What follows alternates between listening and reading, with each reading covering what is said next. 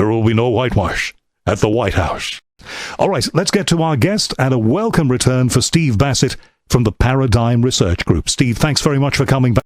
My pleasure, Howard. Always great to be with you. Now, it is not quite a year, I think. I haven't looked back through the archive, but I think it's about that duration of time since last we spoke. So I think we need to bring ourselves, first of all, up to date with what is going on with you.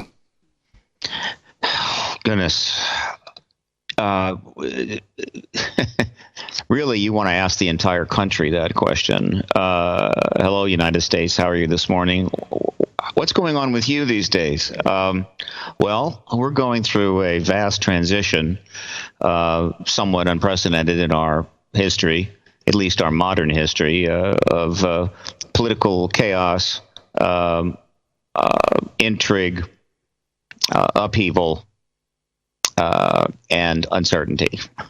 Well, that's a hell of a smorgasbord. How come? We had an election, and the candidate who won is rather unusual. Well, there are those who are saying that, both sides of the Atlantic, yeah. Yes. So, and it's really thrown all the cards up in the air. And as a result, a whole lot of people were affected. Certainly, just about every advocacy movement in the country was affected by this political upheaval. And the disclosure advocacy movement is no exception. Okay, because look, I've heard various ways of looking at this propounded by various people in your sort of field since Trump was on the way to being elected and got elected. One view is this man is not going to be interested in any of this stuff because it's just not what he does. He wants to build a wall. He's got other priorities. The other thought is that this man wants to make his mark and wants to make an indelible mark on the popular consciousness and on history forever. So one way to do that might be to open the vaults and tell the truth as you would see it. Which way do you see this? Both are correct. And that's part of the reason that things are quite complicated. The other matter in terms of me and Paradigm Research Group is that we came very close to disclosure. Few people really know how close we came. Those who were following PRG's work closely by being on the updates list, which you can go to paradigmresearchgroup.org, and there's a place on the left corner, the lower left corner, you can subscribe to the updates where I was giving reports on the progress. But outside of that, people would have known. And essentially what happened was this. We had the window of opportunity to get this done, and it was based on the presidential candidacy of Secretary Clinton, who, because she's connected to the issue all the way back to her husband's administration, 1993 to 1996, the Rockefeller Initiative, which was an effort by Lawrence Rockefeller to get the files out and end the truth embargo shortly after the Cold War ended, which failed. And then they just never talked about it again because they didn't think it would be helpful to their political ambitions.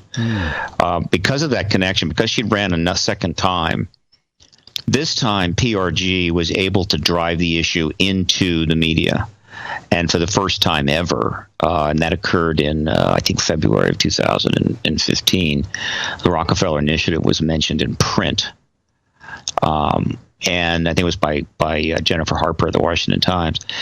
And from November of 2014 through the election, PRG was able to generate something in the range of about 500 articles in mainstream papers connecting Clinton, her husband, John Podesta, to the issue, the ET issue, with articles in the net, on web and print articles. And the web articles, of course, included links to documents and interviews and so forth. Huge amount of material. Okay, now in November on your update, Steve, which I always read them as soon as they come in, and I've kept them all. In November, you say the Clintons now have a choice to make of historic proportions. This is immediately before the election.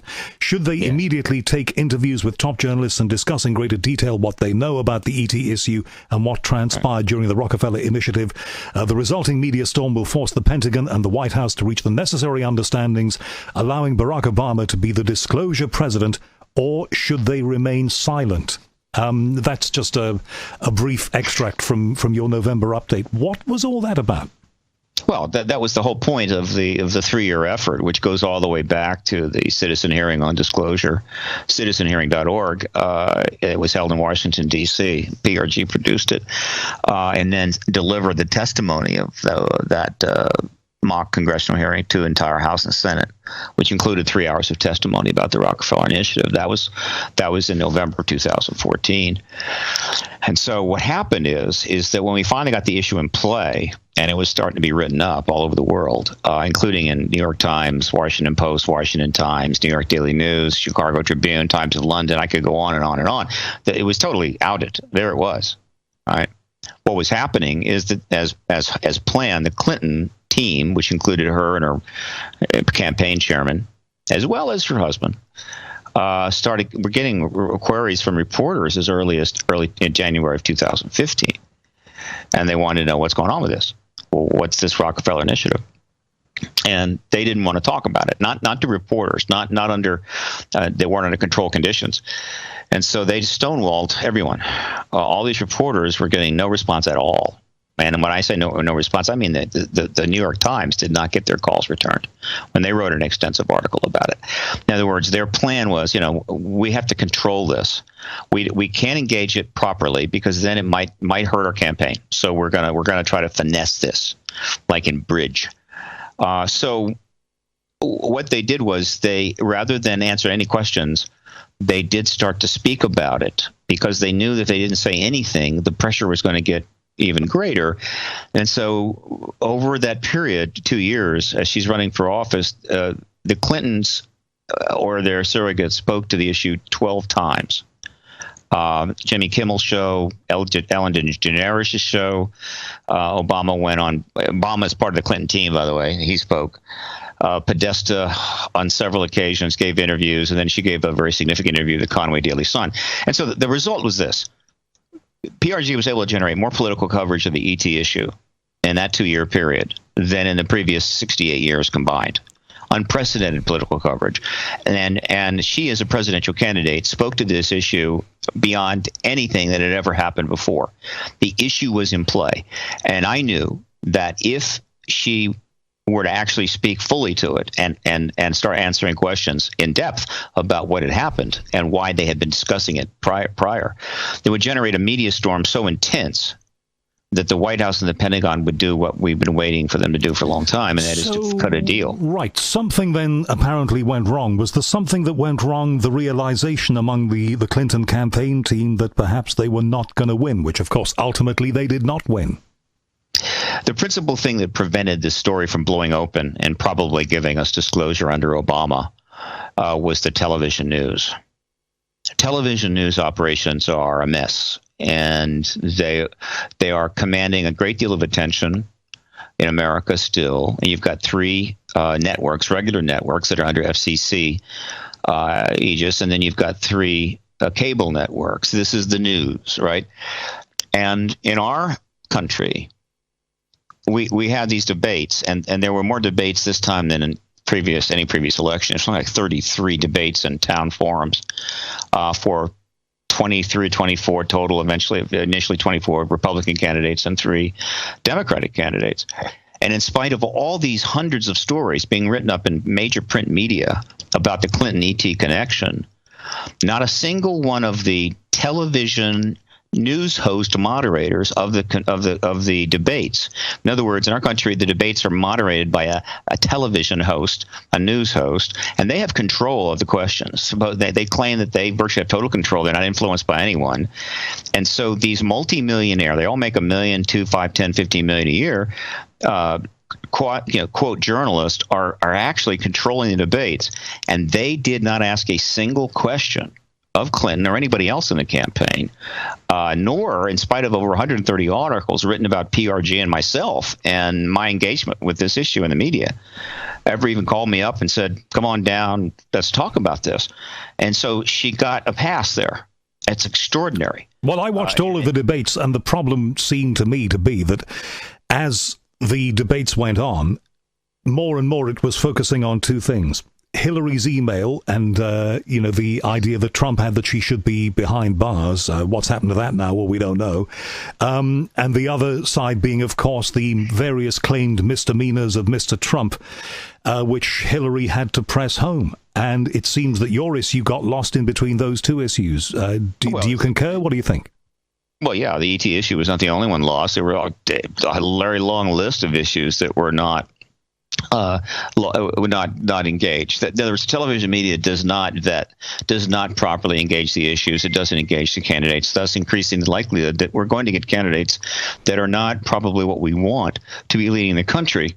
Hell, look, more questions are asked in a single parliamentary question session of your prime minister than in all the debates held in one of our quote 4-year elections.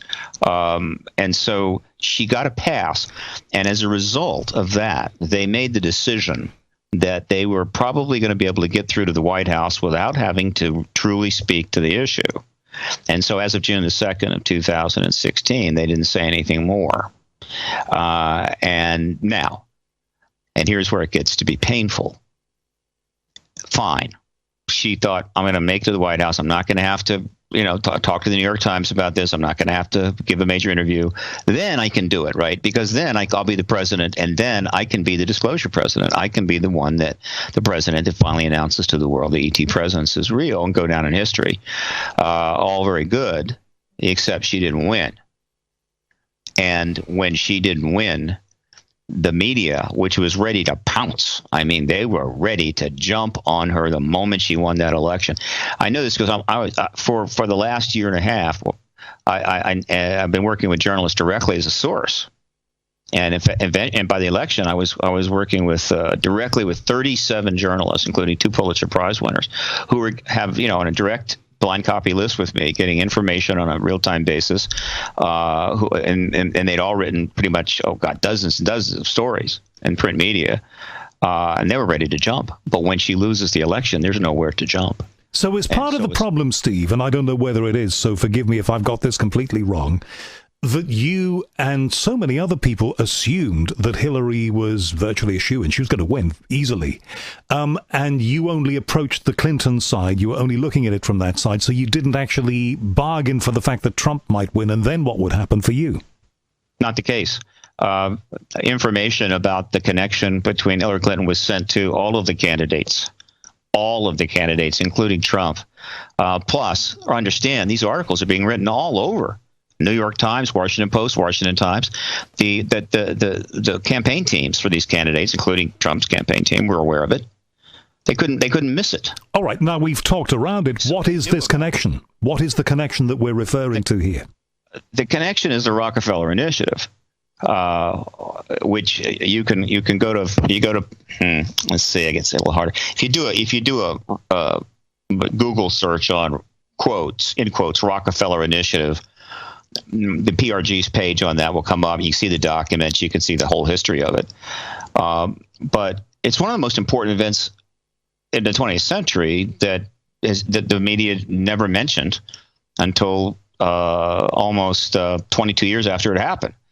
And that is that when the Cold War ended, a lot of people, including Lawrence Rockefeller, one of the billionaire sons of John D., an environmentalist, out-of-the-box guy who had funded a lot of interesting research, including John Mack and others. He knew that the window for finally ending the truth embargo on the ET presence was open.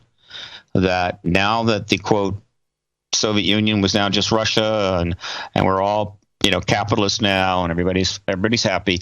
The possibility now to get this out, to end this embargo, which is now an abomination, was there, and so it was time to do something. And so he approached the new president on March 29th of 1993. Not just about a year and a half after the Cold War is basically over, and the intention was to persuade the president to release all of the files regarding UFOs, ETs, what have you, in the government's possession to the public and grant amnesty to witnesses who would come forward to talk about it. This would have resulted in ending the truth embargo. And this is called now the Rockefeller Initiative. It went on for about 3 years. A lot of people were involved in it. A lot of people in the Clinton administration were involved in it, aware of it. But it failed, almost certainly because there was nothing that Clinton could get. The issue is no longer briefed to the President of the United States or the Congress. It's been pulled out from under for some time. It's called a USAP. It's part of the black world in America, unacknowledged special access programs. You're the president. You're political elected. You're temporary. It is just too risky. And so that constitutional breach has been in place in increasing degree since 1961. It's a major problem, huge political issue. And so he couldn't get anything, and so it ended in '96. Clinton was under a lot of pressure. There was a new election coming up, and so they just decided we'll just never speak of this. And so everybody involved just never spoke about it, and the press didn't cover it. The press knew something was going on, but they didn't pursue it. And there was like one brief article in the New York Daily News. That was it. And so they then proceeded on with their lives, and all these people went on to run for president. We're talking about Hillary Clinton and Al Gore and Bill Richardson and their chief of staff Panetta and their chief of staff McClarty and George Stephanopoulos. These people knew about the Rockefeller Initiative and never spoke a word about it. That is the connection. And so it might have ended there. Well, one of the reasons it didn't fully end there is because the Clintons basically figured out or tipped off during that period, 93 to 96, the ET thing was real. Unless they figured it out on their own. I mean, the books and the documentaries are out there. You don't have to be a CIA agent to go see them. They're in public domain. Well, listen, Steve, I've got a long memory, okay, and I've been doing news out of London for many, many years, most of my professional career, and I do remember the Clinton era very, very well. Right. And everybody said when Clinton was elected, he would be the disclosure president. They said, here's the guy who knows he's going to be given the keys to it all, and he's going to show the world because that's the kind of guy he is. And, of course, ultimately, he got embroiled in the Monica Lewinsky affair, and people's attention went elsewhere. Well, Howard, I know that you followed things closely. I'm sure you did. I was in Washington, D.C. I followed things even more closely, and I can tell you without any doubt in my mind that the idea of Clinton being a disclosure president was never brought up at that time. It was not a factor. It was a non-issue. In fact, when he was elected in 92, the entire era of exopolitics hadn't even begun yet, and it was not in play.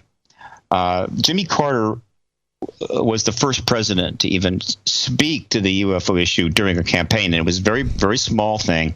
He brought it up. He mentioned he had a sighting, got a lot of people excited. He got a lot of letters to the White House, 4,000 or 5,000.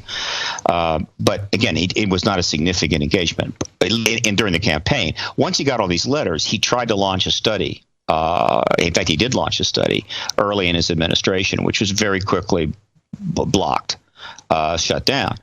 Basically, Carter was told, "You don't have any to know. Don't just go away. Leave us alone." Literally, and that study was eventually sort of shut down with a certain amount of deference. In other words, they ran it out a little bit, then they closed it down. A second study was also begun in 1977 from the Stanford Research Institute. That got shut down immediately by the Pentagon, and it all just went away very quickly. That's it. And so it just simply was not an issue, and it wasn't covered, and it was not known. Now, the private principals, of which 16 are still alive that were involved in the Rockefeller Initiative, they did talk about it a little bit. It sort of got out on the net as you get into the mid-'90s and so forth, but never in the mainstream news. And what changed all this? Two things happened which changed all this dramatically, and that is one, when in 2000, after Clinton had left office, Canadian researcher Grant Cameron, presidentialufo.com, who was following this himself extensively, submitted a Freedom of Information Act, request to the Office of Science and Technology Policy of the Clinton administration and got back 1,000 pages of documents. Somebody must have made a mistake. They screwed up. And they sent him 1,000 pages of documents, which confirmed the whole damn thing. And he then sent those to me, and then I presented them to the Washington Post and USA newspaper, and they did nothing. I mean, they just didn't even touch them. Then we put them up on the internet and started trying to get attention to them then. This was in 2001. And again, it took even though for the next 14 years the media was being informed, and I was talking about on scores of interviews. I've given over 1,200 interviews. The Rockefeller Initiative, there was no coverage, nothing. They stayed away from it until 2015 during that campaign. But something else happened in 2002, out of the blue. John Podesta comes to the press club, National Press Club, and at a press conference for a new organization being funded and set up by the Sci-Fi Channel called the Coalition for Freedom of Information, which was to be a, quote, Washington mainstream organization addressing the, quote, UFO phenomena. Very unusual thing. And that's when he made the announcement at that press conference I attended that we need to release all the UFO files. Exactly what Rockefeller was seeking from his former boss, President Clinton. That was in 2002. He did it again in 2003. And so, and there's a long, long history here. It's on the internet. It's on my website. It's also on Grant Cameron's website. And so that meant that something was going on in the background. And what I finally figured out it was the Clintons knew the ET presence was real. They couldn't get any information while he was president. He was denied that opportunity to maybe make history. So they were going to do it. She was going to be the president. She would be the disclosure president, though obviously it was going to be tricky, and she was going to be able to run for a while. And so there's this history that slowly unfolds from 2002 forward, and we could not force the issue out. In other words, the game was being played pretty much on their terms, and they controlled the parameters until she ran the second time. And then I was able to force the issue into the news, and we were on the verge of this thing exploding, literally exploding during the Obama administration, during that campaign. And were you getting feedback directly from her or from the people around her? No. They would never. They have never returned any correspondence to me. They absolutely will not correspond with me at all. But they were getting my stuff. I knew they were getting my stuff, and I had contacted Podesta a number of times. He knew exactly what I was trying to do. But they had a bigger game. Their game was to get to the White House, and then she was going to be the first woman president, the first disclosure president. But she lost, and in fact, in August, which I'm going to publish this, put this interview up shortly. But in an interview that I gave on camera in August of 2014, I said I didn't think she would win, and that she was not going to win unless she engaged the extraterrestrial issue. And I gave the reasons, and that's exactly what happened. She did not fully engage the ET issue. She tried to finesse it, dodge it, skirt it, like the Clintons always do, and she lost. And at that point is when I then put out roughly the archive, the update that you put out, which I now refer to as Clinton's choice. And it's an extraordinary choice, without question. Here you have a couple, one of the best known, most powerful political couples in American history. One was the president for 2 terms and left and ended his political career basically in disgrace. Oh, he was popular, but he had been impeached. There was scandal, and one of the worst, certainly political scandals in American history. It was awful. I mean, the Ken Starr report. If you read it, I mean, literally, you got to take a shower. It was terrible. So he leaves in disgrace, and then she launches her, quote, political career, and she has her ups and her downs. But then she ends up embroiled in numerous scandals, and then loses to Donald Trump. So her career ends in disgrace. So are you saying here, I think it's important that we just insert this, that you think that if Hillary had engaged the issue in the way that you hoped and prayed she would, she might have won? She would have won. I don't have the slightest doubt in my mind. And yet maybe the thought process of the people around her was that, and I don't know what they were thinking at all, I think they had other issues to deal with, that if she did engage that issue, people might write her off as being crazy or going off on a tangent. Yeah, well, they were completely wrong, which advisors usually are. And here is one of the most significant aspects of all this, which I think my British friends may appreciate. Referring to Oliver Wendell Holmes, one of the Oliver Wendell Holmes stories that involved the famous dog that didn't bark. He solved the case because the dog didn't bark. Here is this is the example. The ET issue was fully out there in the news during that entire presidential campaign, and it had been out in the news since the ET connection to Clinton since 2001. And from 2001 on, the politics in the United States become as vicious, as partisan as we've ever seen. In the modern era. I know it got pretty ugly back in the early 1800s and so forth, and maybe after the Civil War. I get it. But in the modern era, nothing like it. Anything, every aspect, anything that you could be attacked on, you were attacked on. If they could attack your dog, they'd attack your dog.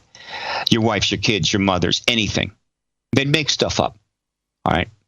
In spite of that, in spite of all the comments from her husband, from John Podesta, in that entire period from 2001 on, through the campaign, right up until the election itself, the Republican establishment, all of the Republican candidates and their surrogates, never once attacked the Clintons on the ET issue or the UFO issue, or tried to make fun of them, or tried to embarrass them, or tinfoil hat them, or anything else. The dog didn't bark. Now, that should have raised a lot of flags to any journalists worth their salt. What the hell is going on here? Why aren't they being attacked for these statements? And the reason is simple.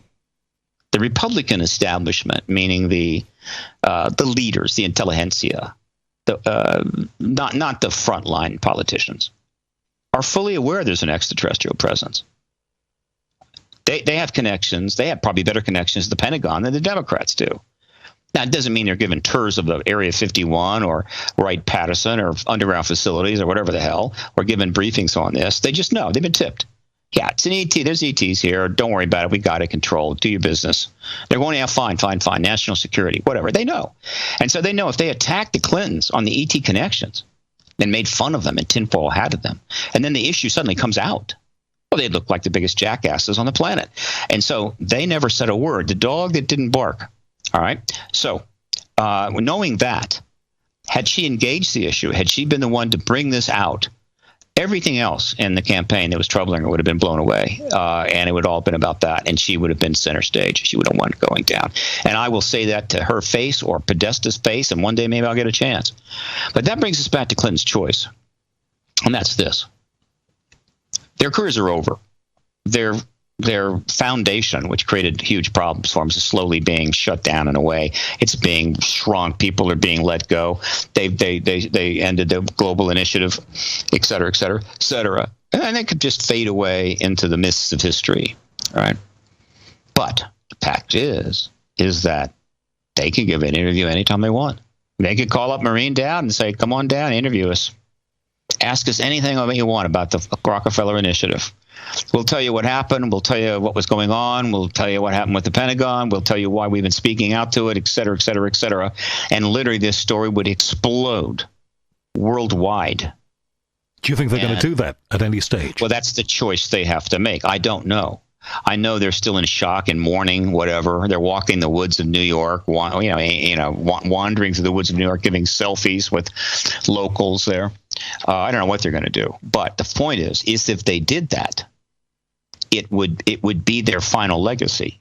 They would essentially have been the trigger that brought the truth finally to the world's people in formal fashion, in full government imprimatur, that they're not alone in the universe. This is the biggest, most profound event in human history. The downside to that strategy is Donald Trump will be the disclosure president, not her.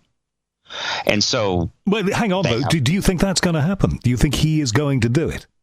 I don't know what Donald Trump is going to do. Nobody knows what Donald Trump is going to do. But I know what the choice that the Clintons have. And I've been talking about this publicly. You'll see it in some articles. You'll probably see some more of this as time goes forward. They can still can, and they still can give the interview that could change the world. Will they do it? I don't know. Well, Steve, as they fade away, well, they're not fading away. They never will fade away. But as they step backwards somewhat from the political arena, and as their career goes into a bit of a twilight, that makes them more approachable. And that gives you the opportunity, doesn't it, to approach them and put it firmly to them that this is what they ought to do. Will you be doing that? I can't approach them. There's no way I could get to them. I can't. I mean, I get to them by speaking to people like yourself, by giving interviews. They hear me that way, but they won't approach me. However, as I said, I'm working with 37 journalists. They all know everything I just told you. They know, and so any one of them could approach the Clintons and say, "Look." Well, there's some, particularly a lot of these journalists. Some of these journalists are UK journalists, but there's some pretty big ones in America. They could approach the Clintons and say, "Look, you want to talk about this?" But if they want to, they don't need to be approached. They know exactly the choice that they have. So whether they'll do it, I don't know. But you sound you sound a little deflated, Steve. We've spoken many times, and you sound a little disappointed in the process and in them. Oh, God, of course I am. 3 years of enormous effort went into this. We were practically at the finish line, and it was snapped away in one moment, right? About, I guess it was around Pacific time. It was around 7:30, 7:45, 8 o'clock Pacific time when the election was pretty much decided for Donald Trump. And all that work, basically, at that moment, just went up in mist.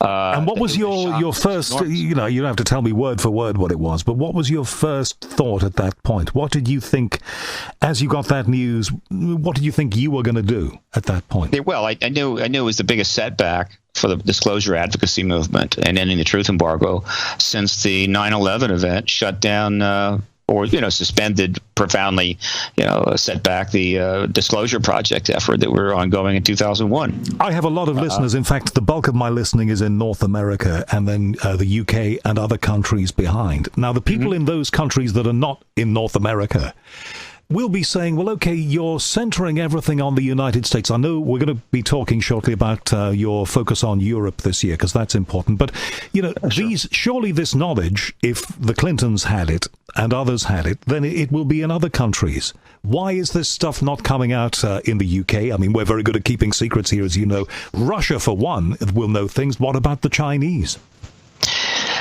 The extraterrestrial phenomena is being covered worldwide. Chinese press, Russian press, Soviet press. It's always been covered. And the UK is drenched in stories about ETs and UFO stories and what have you. Daily Mirror, Daily Star, The Sun, The Guardian, The Telegraph. Daily Express, definitely Daily Express. It just pours out. So the UK people are completely marinated, and they know about that. But the UK government is on board with the US. It's a very complicated history, but the gist is this: the U.S. was the leader of the free world at the end of World War II, and the principal defender of the West against the Soviet nuclear threat. What we said went, and our allies basically, if we said jump, they said how high. And the position of the U.S. was the ET issue would remain embargoed. It was national security, top clearance, and all of our allies went along with that. Said, "Fine, whatever you want, sir. Thank you, sir. Yes, ma'am." The communist China and the Soviet Union had no interest to inform their people of ET presence because they're in ideological control states, and that was the last thing that an ideological control state was going to do. But in modern Russia, there is tremendous interest in all of these things. Now, I was lucky enough 3 weeks ago to interview on live radio a man called Alexander Nekrasov, who was a former Kremlin advisor, former Kremlin insider, who now lives in London. Very interesting man, and I had to ask him, apart from all of the politics, I had to ask him about this issue. And I said, does Putin know all about this? And his view was that Putin probably didn't know anything or very much about all of this because the people who were charged with advising him simply won't have told him. That's ridiculous. That person is, well, hey, look, he's mistaken. I'll be kind. All right. So you think that Putin does know all about, you think Putin knows all about this. So if he does, if you believe that Putin knows all about this, couldn't this come out from him and from that side? Of course it could. I've been saying that for the last 10 years. I mean, that's one of the most powerful messages that I put out, and knowing that the White House is going to hear it.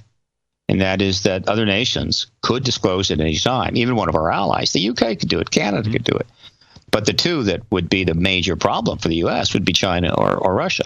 And I can think of a whole bunch of reasons that the U.S., if another nation like Russia or any other nation disclosed this material, the U.S. would not come out of it looking very good. Oh, God, it would be a geopolitical disaster for the U.S.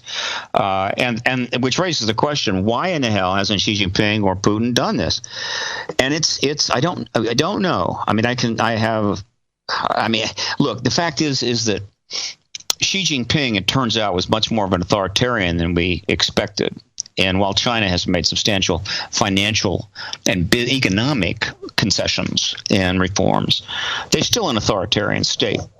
And they still, they got $1.5 billion people, and their inclination is, we don't want to rock the boat. We got a big ship we're trying to sail here. And of course, Putin is former KGB. He's basically an authoritarian. The U.S. has exacerbated the situation there, probably beyond what it should be the case now.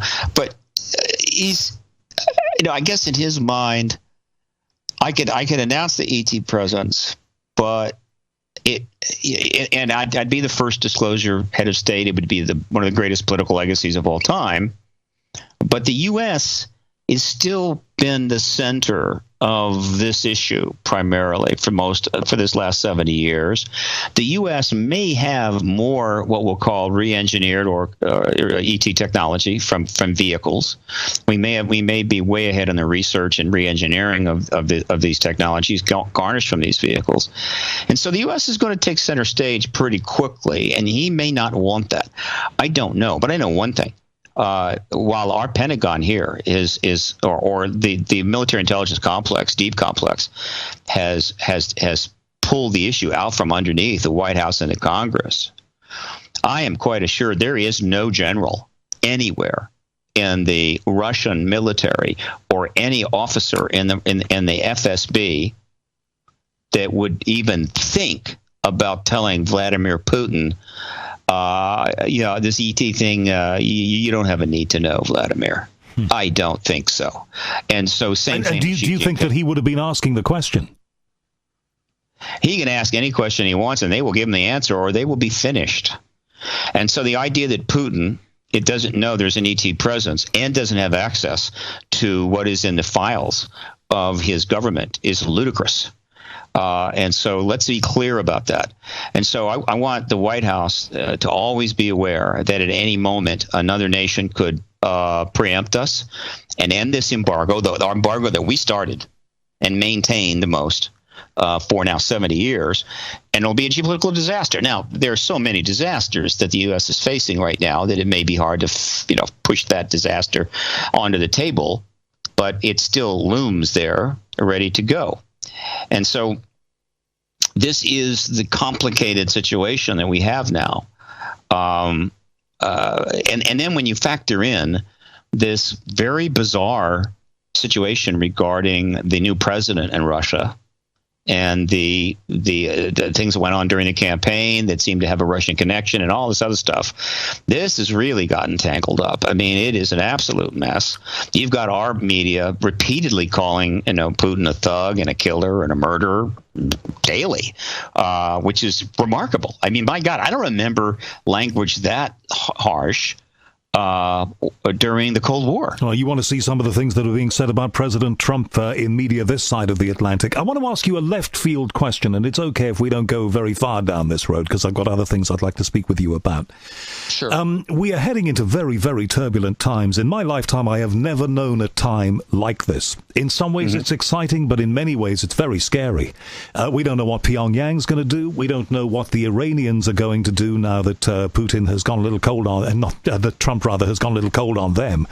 Lots of dimensions of instability are there, and there is great potential for something terrible to happen. Do you think, in your gut, and that's all I'm asking, in your gut, do you think that if something appalling happened within the next few years, that if ET has been watching and following us, would intervene? I have no idea, and I wouldn't bet on it. And I wouldn't be talking a few years. Talk about months. The nuclear threat, the threat of mutual assured destruction, MAD, the most appropriate acronym ever, conceived.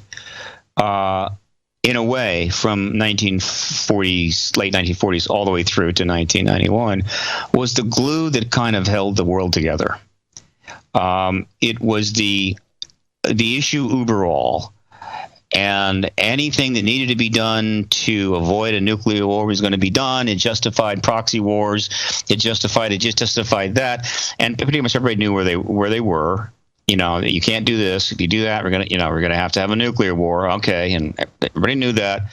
And every other countries had to defer to the great Soviet Union and the United States, because at any moment they could get upset and blow the hell out of the world. When the Cold War ends, that glue starts to just dry up and blow away. And what has happened is that, absent a significant effort at worldwide reforms to take advantage of that extraordinary gift that was given to the human race, meaning it's 1991, actually 92, and we didn't have a nuclear war, and people are standing down, the walls are coming down, missiles are being detargeted, and so forth. The Russians are going capitalist. Here's a chance to reform, reduce military budgets, and what have you. And the human race wasn't ready for that. Essentially what it said is, oh, goody, now we can do even more stuff. Now we can misbehave even more. It was like the monitors had left the lunchroom, and now you could have an absolute food fight between every one of the cliques in the lunchroom, and you've got food flying in every direction. Trays are being flung in the air. And so from 1992 on, the last 25 years, quarter century, you have seen essentially the bolts coming out of the infrastructure of world geopolitical policy, and we are on the edge of absolute chaos. And do you believe that the issues that you've been propounding and espousing over these years, do you think that because of that instability and because of that food fight, the issues that you're talking about and are so sincere about are going to get lost? There's two things to say to that. One, I believe that ending the truth embargo on the extraterrestrial presence, meaning the world learning finally and being confirmed that they're not alone in the universe, and that there's an engagement going on, there's agenda there. There's a huge amount to learn about that, and an interesting potential future ahead of us, is the one thing that's capable of staunching this process and taking us in another direction. And without disclosure, we're headed right over the cliff. And so disclosure is virtually essential to the well-being of the planet, and it can't happen too soon. And then secondly, that's the downside. The very chaos that demands a dramatic event like this also helps to prevent it from happening in a way, but in a way not. Look, when things get this chaotic, it makes it more difficult for structured policies to be contained and people to be contained. A perfect example, and this would have been unlikely during the Cold War. You got a guy in Hawaii that decides, hey, I'm gonna release millions of documents to a journalist, Laura Poitras, and go to Hong Kong, and does, and then ends up in Russia. And these things are put out, by WikiLeaks, and Chelsea Manning, and on and on. These are examples of chaos and dysfunction creating opportunities to crack open the citadels of secrecy and power. And so it cuts both ways. We are in very dangerous times. The European Union is on the verge of collapsing under a massive immigration process, which is almost unprecedented in the modern era. And that immigration diaspora is being driven primarily by the conflagration in the Middle East, which was essentially started by the United States. In other words, the United States is principally responsible for what will soon be the end of the EU. and ain't going to be any apologies coming from us, I can assure you. Well, I think a lot of people are of the view, and it's I try not to talk much politics on this show, but a lot of people are certainly of the view that Hillary Clinton and others really screwed up in the Middle East, and that's why we're in the terrible state that we're in. Well, yeah, she screwed up, but the original disaster was launched by George Bush, period. Right? He basically threw a 1 million gallon can of gasoline into the Middle East and lit it in order to impress his father, and because he didn't know better. And then everybody that came after that did not have the ability, the connections, the philosophy, the vision, the courage to rectify this in time, if it could have been rectified. Because I think by the time that Obama came in, I think essentially the fire was so far along that it was going to burn the whole house down. Okay, now I mentioned Clinton, you mentioned Bush. I have to say that you're right. It's a plague on all your houses, really. It's been an effort on the sides of both parties that's made this mess. Yes, but the one that starts the fire, I think should get most of the blame. The others that maybe couldn't put it out, and didn't try hard enough or whatever, yeah, they get blamed too. But the person that starts it, I think that person should get most of the blame. And it's not the way here. Nobody goes to jail here at the high end. Politicians. Some politicians have been going to jail, but they're really the highest end. No, certainly in our financial world, my God, you can still steal $100 billion. You're not going to go to jail. Let me tell you, Steve, and I'm sure you know, and I know you're coming to Europe for a good portion of 2017. That rule applies here in the United Kingdom, where people can get away with the most egregious failings and shady behavior, and they don't go to, because they've got a lot of money and a lot of power behind them, they don't go to jail. But that's a whole other issue. There is a man here in the Ecuadorian embassy called Julian Assange. Right. When you're in London, are you going to try and speak with him? Would it be of use to you to speak with him? Well, it's interesting that you asked that, Howard. I'm going to be arriving in London on April the 4th. The first stint will be about 35 days. I'll be there from April the 4th to May the 10th. Now, ahead of my arrival, I'm going to be contacting my journalist contacts in the UK. And I'm going to be letting them know that I hope to be able to interview with them. I love doing live interviews with reporters, particularly at their offices. And I will make the same request to them that I made the last time I was there, which is, look, I'm more than happy to speak with any of the editors on a purely off the record basis to give them directly the status here of this issue, because the ultimate coverage, in-depth coverage of this issue, the coverage that we absolutely have to have, which we haven't gotten, though we've gotten some great stuff of late, is an editorial decision. It's not a repertorial decision. So the editors have got to get this, right? So I'm going to do that. But also, I'm going to make a direct request that, look, the United States has had 70 years to end this truth embargo. I understand why it didn't happen prior to the Cold War ending. Since then, it's been 25 years since the Cold War ended. They still haven't done it. And so we're not the only nation in the world. And we represent 5% of the world's people. Any number of other nations could disclose. So, with that in mind, if you know anyone within the UK government in an appropriate position that would be willing to grant me a meeting off the record, again, because nobody wants to know they've met with a disclosure advocate like myself. But my word is good. I have been at this for 20 years. I keep my word off the record, and I will be happy to brief them. And then I will also mention that if there's anybody there in your paper that thinks they can get a meeting with Julian Assange set up, please do so. You see, he's appearing, it seems to me, more in the media. I'm sure I saw an interview just weeks ago with him actually speaking from the place where he has been residing for these last years.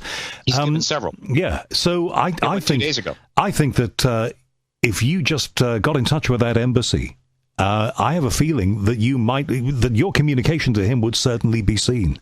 It's worth a go. It's worth a go, but again, my best chance is an intermediary. You need somebody inside the UK that's got contact with them, and obviously there are journalists in the UK that have interacted with them. So I'm gonna be making that effort without question, and I may not. We'll see what happens on my first trip, and then I'll be back later in the year. WikiLeaks is could be a factor in this. Assange has been asked about this. He has been asked, have you gotten anything about the ET UFO stuff that you would release? And he has answered that and said that the stuff that he's getting is not the kind of things that they're looking for. In other words, what Assange is saying is people are sending him, a book or something that's in the public domain, to educate him, let's do something about the ET stuff, Julian. But that's not what they do. What they're looking for would be classified documents, or certainly previously not seen documents that are being withheld by government that they would then publish.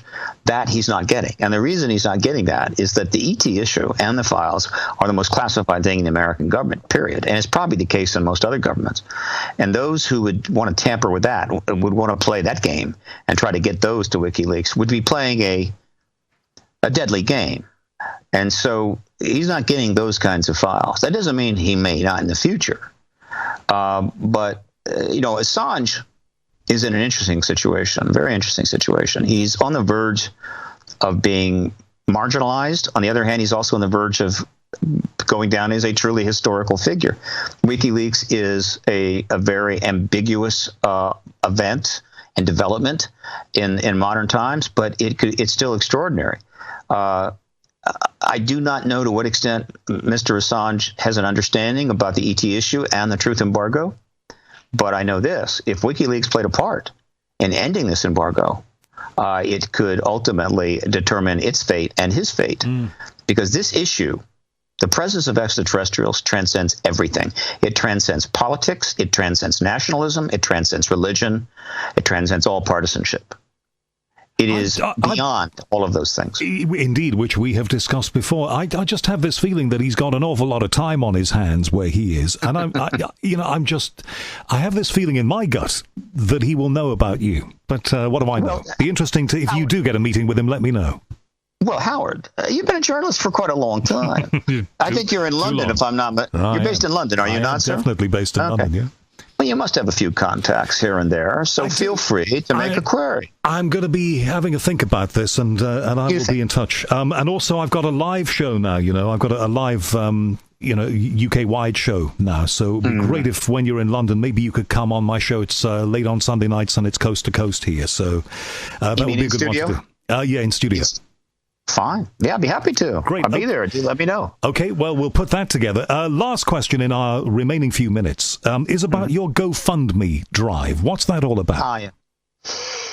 Essentially, the election of Trump threw everything up in the air, and I'm having to readjust strategies. I created a new DBA called PRG International, so it's Paradigm Research Group and PRG International. I'm going to be trying to make some lectures in Europe and travel and whatever. And also, it turns out that my publicist, who has been I had on contract in the past, but she's a 35-year professional DC operative, and she's not a volunteer in the disclosure movement. She only works if she's under contract, and I have been able to pay her for some time, almost 18 months. It turns out she has more connections in the new administration than she did in the Obama administration. A lot of good connections, and it's possible that if I can bring her back on contract, that she might be able to open some doors. I mentioned this while I was doing Coast to Coast AM with George Norrie on the 31st, just a few days ago.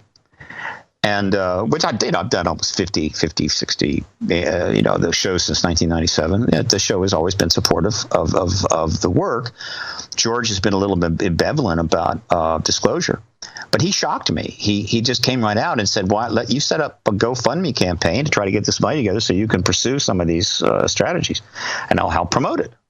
And my jaw practically fell on the floor, and I said, "I'll have it up in 24 hours," which I did.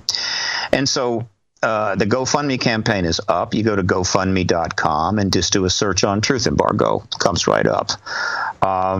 And it's a campaign to try to raise $50,000 so that we could pursue these strategies, including possibly getting the publicist on board, maybe get some contacts directly to the Trump administration and so forth. So it's GoFundMe.com and search on truth embargo.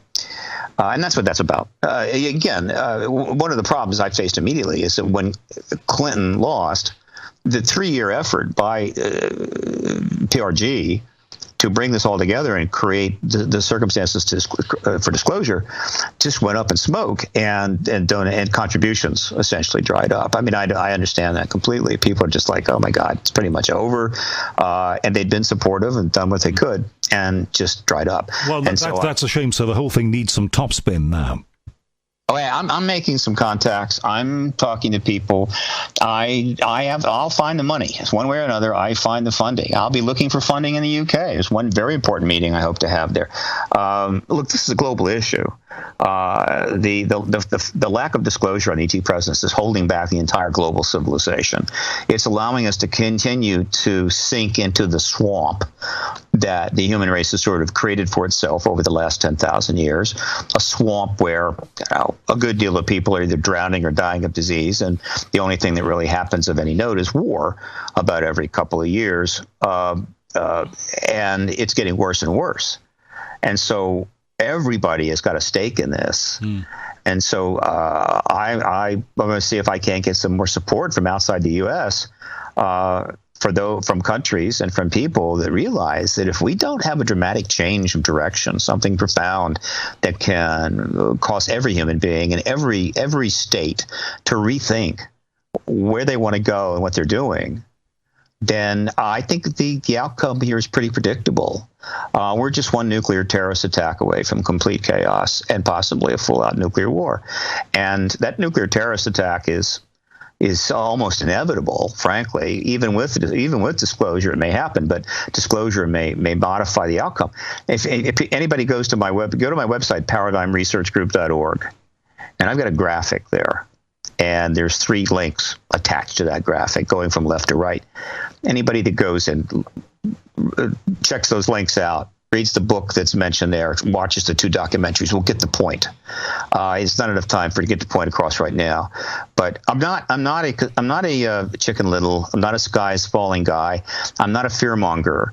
I'm an activist, and I try to deal in truth. And the truth is that we are on the edge of catastrophe. And those that don't want to believe that are welcome to believe what they wish. But those that care, those that have children and grandchildren, or even expectations of that, had better figure this out pretty quickly. You either get disclosure or you get disaster. Well, it's one or the other. I think there's a lot of truth in what you say, Steve. One idea, just very finally, for one meeting that you might have. I've always been told, and I've always had a little feeling in my heart, that the Duke of Edinburgh here, Prince Philip, is very interested in all of these issues and has been for many years. Now, I don't know that for sure, but I've read it in many places, and I've heard it from some people in the know who've kind of hinted at that. It would be great if you could get a private meeting off the record with him, because he's always, and even though he's getting up in years now, he likes to keep his finger on the pulse. So it would be interesting if maybe you could see him and he could see you. Who knows? The Duke's interest in this phenomenon is documented, and it is real. There's no question about it. Now, obviously, as he's gotten much older, he's obviously a little less able to engage issues of this controversy. But of course, it would be an absolute honor to meet with him and discuss this. The UK. The UK is one of the few countries, I think, in the world that if they disclosed, it would bring enormous prestige to the UK, to the government, to the Queen, to the Prime Minister, and to the UK people. But the negative impact in the US would be far, far less.